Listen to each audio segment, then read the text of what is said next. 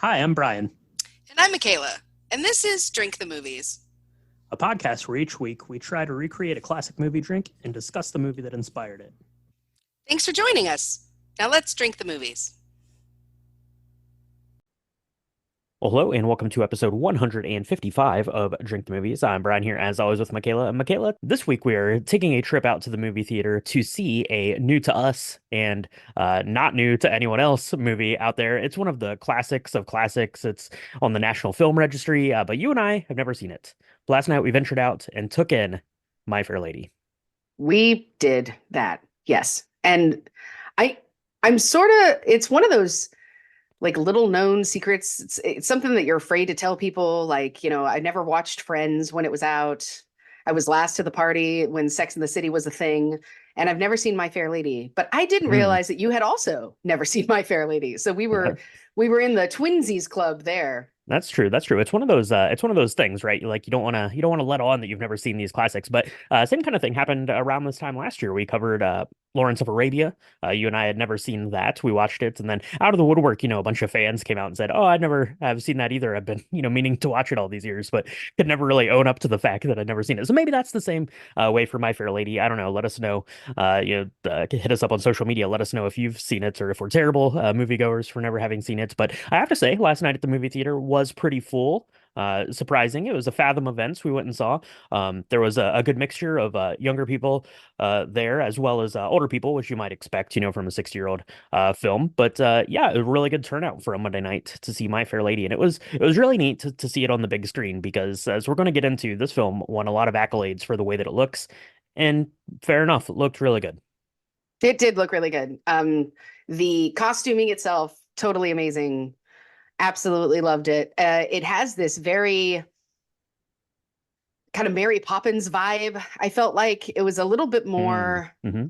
less Disney-fied, obviously, but it was more like I loved the set direction or the art direction where they had all the streets in London and how they managed to kind of show the different areas and what that looked like under different eyes. So if you were, looking at it from Eliza Doolittle, her home is very, and the areas that she grew up around are very different when you're looking at it from the beginning to the end of the film. Really like that. Yeah, absolutely, absolutely. So we're going to get into all that stuff when we get into the episode here. But before we talk about My Fair Lady, we're going to mix up a cocktail that's going to share the same name and chat about that. So let's take a quick break, and we'll be right back to whip up this week's drink. We looked high and low, nigh and far for a Yes, My Fair Lady cocktail that would do the movie justice. all the way to the plains in Spain. All the way, the plains in Spain and the rain and the train. Yes. This cocktail, so one of the ones that we looked at, which I thought was really interesting, yet sounded totally disgusting, was basically a stout. You put like equal Hmm, parts hmm. stout and champagne into a champagne flute and drink it. And I think that would have absolutely made me ill. It just sounds horrible. If anybody's ever tried that and you think differently, let us know. But this I was talking to a friend, they sent me this, and I was like, this might not be so bad. Yep. Apparently, this is called the My Fair Lady, and it came from Cocktail Seeker. Um, there's a bunch of different versions of My Fair Lady. So full disclosure, when we first made this, I did not make this version of it, and Brian did. And so when he was like, "What do you think?" I was like, "Yeah, it's pretty good." He's like, "Seriously, you liked this?" Are we talking about the same thing? And it's because Yeah, Michaela totally hoodwinked me. She sent me this recipe that we're going to go over here from Cocktail Seeker right now, which is 1 ounce of gin, 1 ounce of lemon juice, 1 ounce of triple sec, and a dash of orange bitters. Go ahead and shake that in your shaker tin, strain it into a coupe or a martini glass, garnish it with the little lemon peel, and you're good to go. Yeah, so that's the one that she sent me, and I made it. And I said that is a lot of lemon juice in that cocktail. It's going to be very lemony forward, very out of balance. The flavors were okay, like the gin and the lemon juice and the triple sec and the orange bitters. Those flavors all marry up pretty good, but this was way out of balance with that 1 ounce of lemon juice. So what does Michaela do? She sends me this one and then finds herself a more delicious one to make for herself. Thank you a lot for that, Michaela. That's okay. That was probably something Professor Henry Higgins would do to someone, right? Send them the wrong recipe is what happened. But that's what I made. mm, And not terrible, but not great. I definitely wouldn't make this again, but I might make what Michaela made. I'm sorry, Brian. I feel really bad because when we were talking about this drink, I was like, mine didn't look like yours because you did all the content creation for this, and I used a pink gin, and so that's what I thought was what you were referring to. And then you were like, "There's an ounce of lemon juice," and I was like, "Oh my God, that's a lot of lemon juice." And so what mine was half an ounce of lemon juice, and instead of an ounce of triple sec, it was an ounce of simple syrup.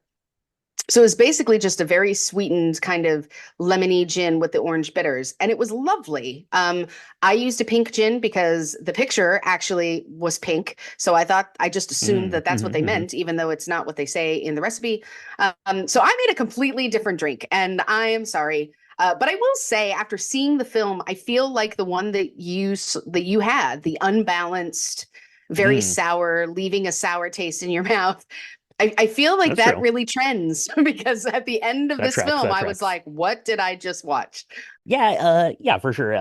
There are a lot of different variations. The one, Michaela, the one that you made is basically just the base for a French 75. So if you put a little bit of that into your champagne flutes and then fill that up with champagne, there are a lot of good drinks in the movie, right? There's port being drank. There's whiskey being drank by Father Doolittle there on his way to get married, and yeah, there's a lot of good drinks in the film. So this cocktail was a little bit of a miss, but not terrible. So let us know if you have another good My Fair Lady cocktail out there. There's a bunch of different versions of this. So mix one up, let us know, get the recipe for the ones we made on the website and all that stuff. But what we need to do now, Michaela, we need to go back in time, 60 years back into the past to the night of the Oscars when lots of awards were given out to one My Fair Lady. So we're going to talk about that. We're going to talk about the film, and we're going to talk about our experience watching it last night. So sit tight and we'll be right back. You see this creature with her curbstone English that'll keep her in the gutter till the end of her days? Ew, what's that you say? In 6 months, I'll make a duchess of this draggle-tailed gutter snipe. You expect me to get into that? Spoiler warning for My Fair Lady. We're going to talk about all the bits in this movie, all the good, all the bad. There's lots and lots of bad. So if you don't want to hear any of it, press pause. Go get yourself My Fair Lady lemon gin thing and come back and we can chat about it. Oh, that was really good. That was really good. That was not Audrey Hepburn. It was Michaela there. Very good, very good, very good approximation though of that crazy accent she's using at the start of the film, which is probably the best part of the film. She's amazing. So let's talk about My Fair Lady, Michaela. This was released in 1964, and it was directed by George Cukor, and it stars Audrey Hepburn as the downtrodden, poor-mannered Eliza Doolittle, and Rex Harrison as the self-appointed language savior, Professor Henry Higgins. So, Michaela, this was based on a play, The Pygmalion, which came out in 1913, which was then adapted into the film Pygmalion in 1938. That film spawned the six-time Tony Award-winning Broadway musical My Fair Lady, which debuted on Broadway in 1956, and then we have the film here in 1964. So 6 Tonys, 8 Academy Awards. So take that, Tony Awards. We've got 8 winners. We have 4 losers, though, on the night. 12 nominations for the film. So it lost film editing, adapted screenplay, supporting actress for Gladys Cooper, who plays Henry Higgins' mother, and supporting actor for Alan J. Lerner, who plays Eliza Doolittle's father. So mom and dad both were losers there on the night. It did win, however, for best sound, best scoring, best costume design color, best cinematography color, best art direction color, best actor for Rex Harrison, best director for George Cukor, and best picture of the year. That was quite a mouthful there. Not a mouthful of marbles. That's okay. Professor Henry Higgins, he has more. He does. He has I don't know. He has Vodaphones. He has those weird, like, one of the scenes that I thought was really neat is they were trying to measure her vowel annotations or connotations, and they were doing that with like the pen thing, and they were like, you need to make this shape, doing the sounds, and it was just really interesting. I thought some of that scientific stuff, I thought that was really neat. And definitely something different than what you see on a screen or at a play. Because I've seen this as a play in summer stock in Bucks County, Pennsylvania, about 30 years ago, and I don't remember any of that stuff. I remember a lot of marbles, but not any of the science-y. contraptions. So Not any of the sciencey bits. We have to do something to fill up that 3 hours, and that's what we get into. So let's talk about this movie a little bit, Michaela. So you and I, as we mentioned, had never seen this, so we only knew kind of, we know the music. You and I are both, kind of Broadway musical, semi fans for most things. So we're familiar with a bunch of these songs, and you'd seen the actual musical before. I'd never seen the actual musical, but was familiar with the music, and then of course we're familiar with the fact that it won all of these Academy Awards for being just this, monumental achievement in filmmaking and film history, all of that stuff. So that was kind of what we knew about it going into it. And then it opens like a musical of this time period, right? You have kind of the overture. It's showing a bunch of flowers kind of at the beginning. And then these three ladies walk out in the most crazy costumes of all time that were good enough to win the Academy Award. And that doesn't even take into account the rest of the costuming for the rest of the film. Pretty epic stuff, pretty epic stuff. And then we're on the street in London town, and we're introduced to our characters pretty much straight away. We have the poor downtrodden Eliza Doolittle, played by Audrey Hepburn. They're trying to sell flowers to the fancier, to the more elite people. Most notably amongst them is Professor Henry Higgins, played by Rex Harrison. He's writing something down. It looks in some like hieroglyphic kind of thing, and he goes on to tell everyone about how great he is at phonetics. that's right. Phonetics. So he like plays this game where I think it's really interesting because he tells everybody kind of where they're from. And he's really proud of that. He's like, I can guess, within 6 miles of England. If you're in London, I can guess within 2 miles. And sometimes I can guess within 2 blocks, which is really interesting.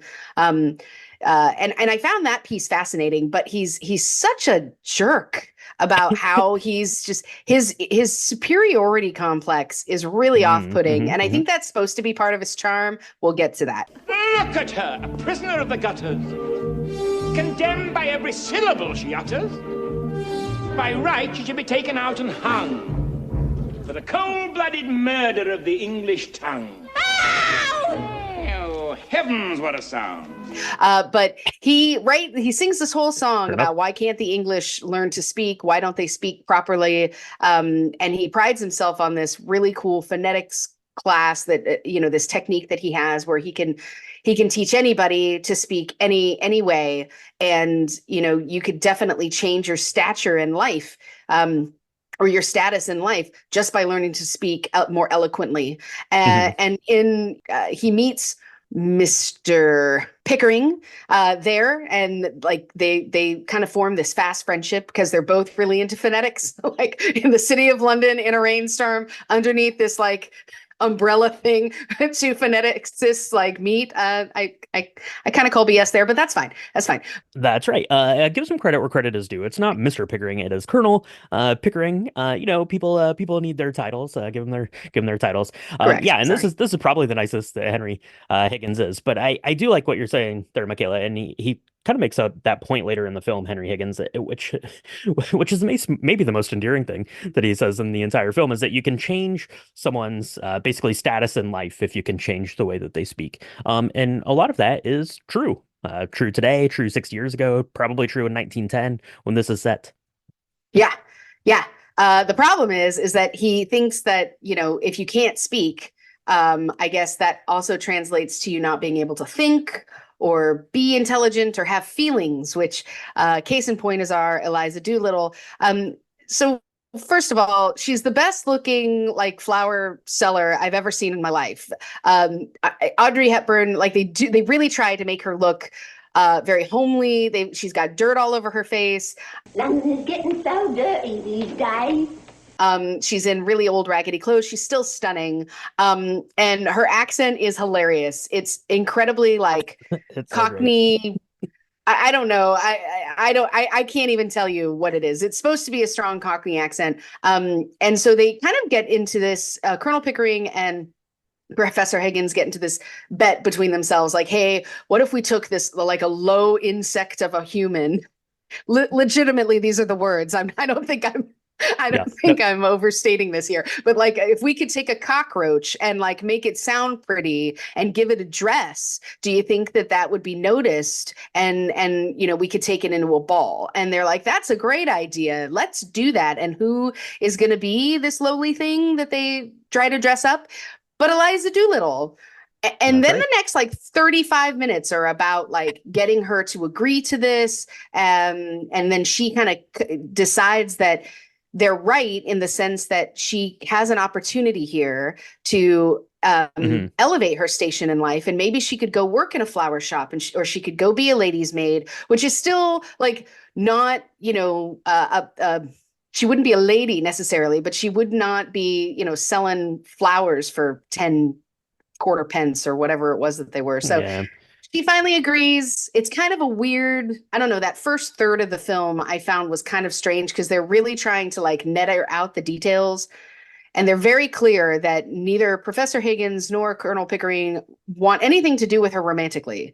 Professor Higgins does this whole song about how he just doesn't understand, like he's very happy to be completely ordinary and women ruin everything and he's going to just be alone and happy. Higgins, forgive the bluntness, but if I'm to be in this business, I shall feel responsible for the girl. I hope it's clearly understood that no advantage is to be taken of her position. What, that thing? Sacred, I assure you. Good for you. That's right. Yeah, he's just an ordinary man. He says, yeah, for sure. Eliza Doolittle, she gets kind of that earworm, right? He says in kind of that opening little like monologue and song number there that he could, transform her to be able to go, be like a lady at a flower shop. And maybe that kind of sits okay with her. And he ends up throwing, quite a bit of money into her basket there, at the end of the evening. So she's going to go and pay Henry Higgins a visit and say, hey, can you really do that? I would be happy to pay for these vocal lessons if you could do that. And then, takes it on as a bit of a challenge, a bit of a gentleman's wager there between Colonel Pickering and Henry Higgins, whether or not Eliza Doolittle would be able to pass as a lady at some like governor's ball or some sort of ball, the embassy ball later on. So they're going to, Henry Higgins is going to put her through the paces. You mentioned she's talking into like this microphone thing. It's recording her vowel sounds. That's what I said. A-E-R-O-U. That's what I've been saying for 3 days and I won't say them no more.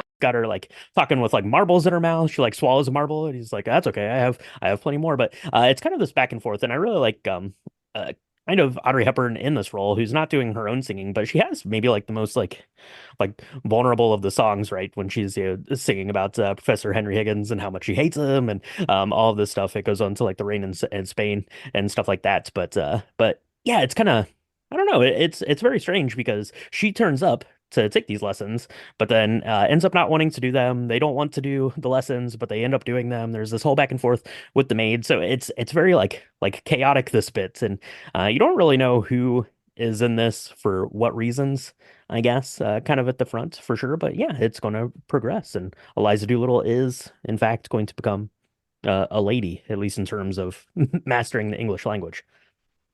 Now, one of my favorite parts is kind of this halfway point where they say, hey, we got to do this trial run. So Higgins takes her to this Ascot race course, which is a real place. Apparently, it's a really big deal. It's kind of like, what is it called? Oh, my gosh. The one with the one in America. Oh, the Kentucky Derby. Yeah. Yeah, it's kind of like, I was going to say the Derby, but that's not how you say it. Yes, it's kind of like the Kentucky Derby of England, where there's this big race and everyone who's anybody is going to be there. And there are these ginormous hats. And I love this scene. It definitely was my favorite from a cinematographic, choreographic kind of perspective. This was my favorite scene. First of all the costume choices it's very big and epic. Yeah. Yeah. It's like very sweeping. You have these really amazing costume choices. It was all like blacks, whites, grays, and like a tinge of lavender. And everybody is like stoic and stopped in like stop motion, but it's not been stopped. So you can see a little bit of their movement, which I found very like akin to a theatrical kind of show. And I really loved that. It's got all of these choruses singing about how they, all they do is talk about how fast the horse is and the weather and their health, and everybody's very uppity and lovely. And then Eliza and Higgins show up. Higgins's mother is there and he's like, hey, can this girl that I'm with, that I'm not actually with, don't make any mistake, I can't stand this person, but can she sit and talk to people and see if we can get her acquainted without outing her as like this, flower selling person. And it goes pretty well. They all thought she was dead, But my father, he kept ladling gin down her throat.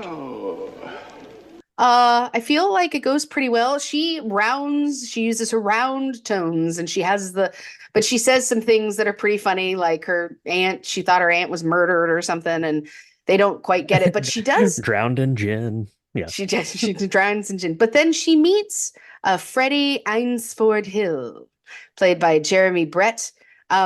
He is just enamored, like immediately. She could say anything and he would be like, that's the most beautiful thing I've ever heard. Like, it's actually really quite sweet, we think, at the beginning. Audrey Hepburn talking about drowning in gin is okay to Freddie here in this instance. Yeah, this scene is amazing. The costuming is beautiful and epic. All the women look great in their dresses, and they have these huge, obnoxiously huge hats on, which becomes like a bit of like this comedic element as all the men are like dancing around them and trying to like interact with the women, and these hats keep kind of getting in their way. It looks really great. And the men are all in like these like soft gray like tuxedos and gloves. It looks really cool. It's really funny. They all have on binoculars, and then the horses run in front of them like 3 feet in front of where they're standing. They all have their binoculars up. I love that. I thought that was great. And yeah, the scene, it goes pretty well, right? For Eliza Doolittle, she does pretty good. She holds her own there at that conversation. You have Henry Higgins kind of in the back. He's like throwing his arms up in defeat as she's starting to slip back into a little bit of her chatter from her days in the gutter, I guess, as Henry Higgins would say. But she does pretty good, and yeah, she's going to end up getting Freddie on the hook, and kind of for the rest of the film, Freddie's going to basically stand outside of Henry Higgins' a flat there, and just pine away for Eliza Doolittle, which is really great and really sad and very sentimentally, like sends flowers. He says that he writes her like 2 pages like every day of like these love letters. That's pretty great. On a side note, apparently being this vocal coach, Henry Higgins must pay pretty well, because Henry Higgins' flat is the freaking bomb. It is really nice. Yeah, no, it's really great. The staircase is gorgeous. Their library, I want a library like that. I don't know. I'm gonna have to sell my soul to get it. I would not be very good at a phonetics coach at all. But his house is amazing, because not only is Eliza there, but there's the housekeeper that lives there. There's Colonel. Yeah, that's right. Colonel Pickering lives. Colonel Mustard and Henry Higgins. So Colonel Pickering lives there for a while. Like, yeah, there's like a whole maid staff. There's a butler that lives there. There's like 3 ladies in waiting. It's really interesting. Yeah. No, he's got tons of stuff. But I love the scene where Freddie Eynsford Hill is like, hey, I only on the street where you live, like just being this near to you. I mean, it's a little stalkery nowadays. Like if some guy came and sat outside my house after sending me letters 3 times a day, I'd probably call the cops. But I feel like in this instance, he's the only one that really thinks that she's amazing and that she's worthy. And that is a heck of an aphrodisiac, because Eliza's like, hey, this is awesome. She doesn't really know how to take it, but she is endeared to that, because all she gets from Higgins is this kind of like toleration of existence, right? He's such a jerk. Oh my gosh, and everyone tells him, oh, you don't mean that, this person has feelings, you can't treat people like this, and yet he continues to do it, and they continue to stay around him. It's really strange. Yeah, his insistence is that he's I'm not treating you terribly, it's just that I treat everyone terribly, kind of his Professor Henry Higgins things. And yeah, what's Eliza to do, right? So she's got Professor Henry Higgins, who's being basically a jerk to her throughout the thing. You've got Colonel Pickering, who's being fairly nice to her, at least treating her like a person. You've got Freddie there, who's pining away out in the street for day and night, as it turns out. And then she also has her father. Let's talk about her father here a little bit. Alfred P. Doolittle. Stanley Holloway plays him. He's nominated for the Academy Award. He's excellent in this role. Has like 2 probably of the best songs in the film, in the musical, to be completely honest. He's got With a Little Bit of Luck, that he does kind of in the first act, and then Get Me to the Church on Time in the second act. With a little bit of luck, with a little bit of luck, someone else will do the blinking work. yeah, he's just this character that's basically just riding off of the coattails of Eliza. Like even when she was just a flower girl, right? He goes to get a couple pence so he can go buy himself a pint. He shows up when he finds out that she's living with Professor Henry Higgins. He's going to go and basically try to sell her off or get bought off by Professor Henry Higgins, who offers him like even more money because he thinks he's so hilarious, and then ultimately ends up being transformed into this middle class working man, which he absolutely hates. And I really kind of like that sentiment there from him. But Dad there, Alfred Doolittle. What do you think about this character here in the story? I really like this dynamic, actually. I would say maybe like it's not the right word. I found it really interesting. It was probably one of the most interesting parts of this whole relationships, but within this whole endeavor for me, because the It felt dad very knows authentic that, to their class, I guess. Maybe I don't know. Oh, for sure. Because even when she was mad at him and she's like, all you're going to do is drink it, she gives him a little bit of cash so that he can go and do what he does because it's her dad and she loves him. And when she sees him again and he's like, I've been left this money and now now I'm in the middle class, so I have to marry your stepmother. What a bummer that is. And and then he's like, now I'm going to go drink away my sorrows. Somebody get me to the church on time. And they basically have to will him to the church because he's so drunk. And then he's like, you don't need me. And it's the one time where Eliza has left. She left the house. And she actually kind of does need some sort of support. And he just looks at her and he's like, you don't need me. And I'm not going to give you a penny. You're going to go make your own life. And it's a really strange but very authentic relationship, I think, because even though he's been kind of a taker, he's not going to return that favor, because the best favor he can give her is that confidence that she can go out and she doesn't need anybody. And so he's not going to accept that she's going to come back tail between her legs to the flower shop and try and sell flowers again, because she's literally has rised above that station. So I kind of like that. I find that whole, I don't know, 70-80% of the way through, that change that Eliza sees within herself to be really interesting as well. So after the race course affair, where it doesn't quite go as well as they think, they practice for yet another 6 weeks. And they go to this ball. And again, the costuming is amazing. Audrey Hepburn looks absolutely gorgeous. She's got that very classic white dress. Her hair is done up. She's got jewels all over her, and she's dancing around with everybody. And there's this guy named Colton Carpathy who's running around the embassy, and he is a phonetics trained expert. He was trained by Higgins himself, and he is like this imposter detector, and he's walking around trying to talk to her and figure out where she's actually from, because she's not telling anybody and she's very mysterious. It's like the Cinderella moment for sure. And then he declares that she's some Hungarian princess. So they have won. They did it. Nobody knew that she's this gutter snipe, as Higgins calls her over and over again. And so what do they do when they get home? Do they congratulate her? Do they hug her? Do they say, great job, honey, for all the work that you've done? Hell no. They talk about how amazing they are. Oh, it's so infuriating.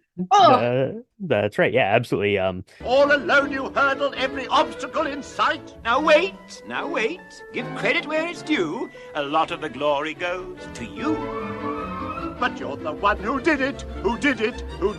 As sturdy as Gibraltar, not a second did you falter. There's no doubt about it. You did it. Yeah, so they go back to his house, and Henry Higgins is there. They're singing the song, you did it. So it's talking, he is talking about how great he is. The whole staff of the house comes in and is singing about how great he is.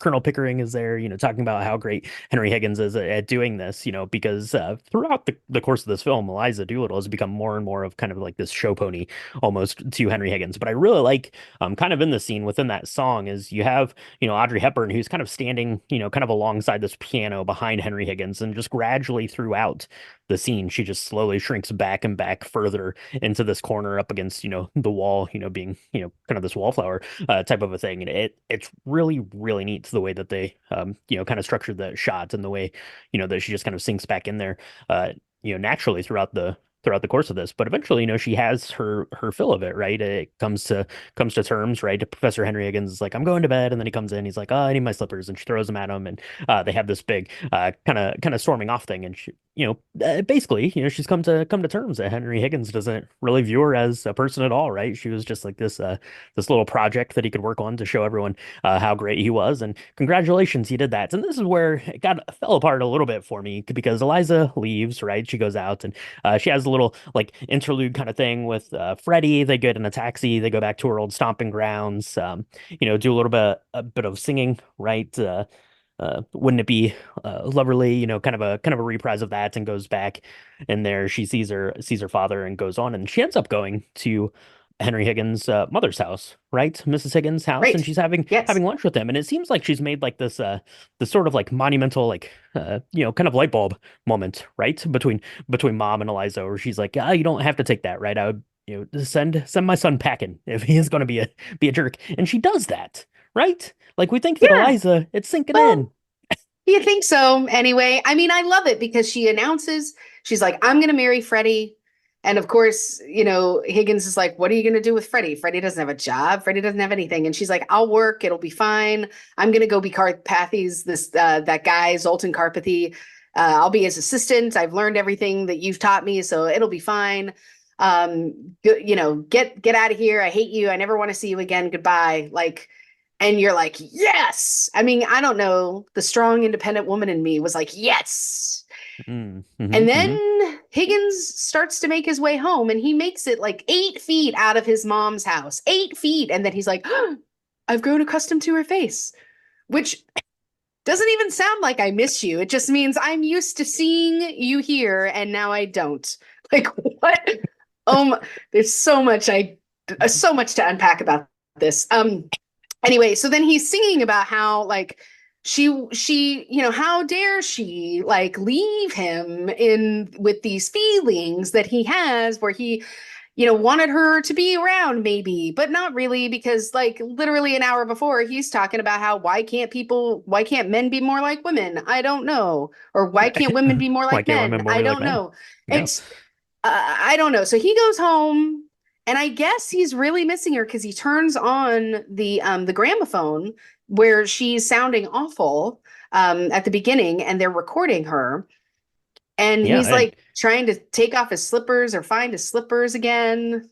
Yeah, and it's just a recording of their initial meeting, right? So he's sitting there, pining away. He's grown accustomed to her face, and now her face is gone. So he's there, listening to this recording, and then in she walks, right? So she like literally like leaves mom's house and is like, I'm done with you, guy, and just goes straight over there. And what does he say? He's like, go fetch my slippers or something like that. And that's how the movie ends. Where the devil are my slippers? What is happening? Now I know a lot of things have changed in 60 years, but even 60 years ago, come on, my fair lady, what are you talking about? What are you talking about? Maybe we have to go back to the Pygmalion, right, in the early 1900s. Maybe that was the trick there, but yeah, like it felt like and don't get me wrong, the movie is great. It's beautiful, it's gorgeous, it's so like insanely well acted, it's monumental, it is all of those things, it is. But like at the end, I'm like, oh, she's making this turn. She's going to go, be with Freddie or go do her own thing or be, but no, she just literally walks back and is told to fetch these slippers at the end. What? And she smiles, Brian. She's smiling. I don't know. This was really hard for me because I agree with you. I think it is beautifully acted. I think that it is beautifully costumed. It's a cinematic masterpiece in so many ways. This story makes me nuts. I don't like it. I don't like the characters in it. I think that Professor Higgins is just a complete cad. I do not like him at all. I don't see that he has any real growth. There's no accountability. There's no apology. There's no like, hey, maybe I was wrong. None of that. He's just like, literally within 15 minutes of the 3-hour film, he goes from why can't women be more like men to I've grown accustomed to her face to where are my slippers? I don't understand. My paradigm has not changed. If anything, I just don't. I don't know. I don't know. I don't think I have a lot of faith. Oh, yeah, I bet. Yes. What kind of behavior? Oh my goodness. Yeah, the only person that really goes through a change, well, Eliza, I guess, changes vocally, but now she's went back. She's not even going to have to go and be, a shop attendant like was what she had originally set out to do. The only person that goes through any change is Dad, right? Alfred Doolittle, and he changes up into this middle class, and he just hates that he's had to change. He's like, I hate this change that I went through. No one else changes. Everyone else is still the same. I like Mrs. Higgins because she's even like, throwing a bone to Eliza is like, don't put up with my son. He's an idiot. Right. But I mean, she's like the most feminist of all of them. She's like, put him out. You have my permission to throw him out of this house if he's not nice to you.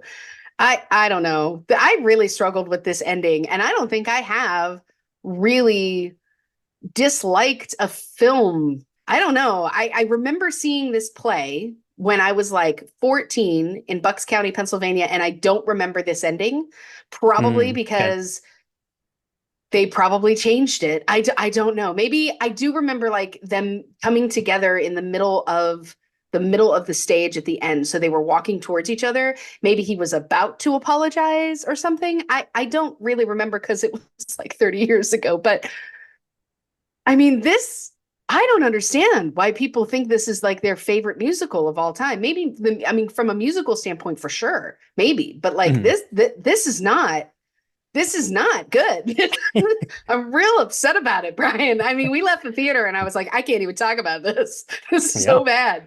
That's that's right. Yeah, it was a weird story. And the movie is great. We mentioned all the things that are great about it, and all of those are true. It's very funny. There are very like funny moments. There's very quippy lines. Rex Harrison is spectacular. Like the delivery of his lines are incredible. Like it's like a masterpiece by all accounts. But yeah, the story is just so weird. I don't know. And like I said, maybe there's something lost in time to the translation of time for sure. That's the case, and that's going to happen. You look at anything 6 years ago, there's going to be things that don't set the same as they do then. But yeah, it's just really really weird, and like even like to the last scene, like all the weirdness and the dynamics between the characters could have been erased by like anything other than that. And I don't like, it felt very much like Rex Harrison was just like, I'm just gonna like throw this line out there, and they just kept it because he thought it was funny. Like as a joke at the end. Like, wouldn't it be funny if he didn't have any growth at all? For sure. So I don't know. Gorgeous. It looks gorgeous. The costuming is insane. I mentioned, kind of the very first like shot of the film. It kind of goes through like this bit where it's just showing like close-ups of these flowers, but then these three women come out and they're immaculately dressed coming out of this, I don't know, opera or ball or whatever they were at there. The costuming is incredible. Audrey Hepburn is so good. Her accent is like so absurd and amazing, and I loved it.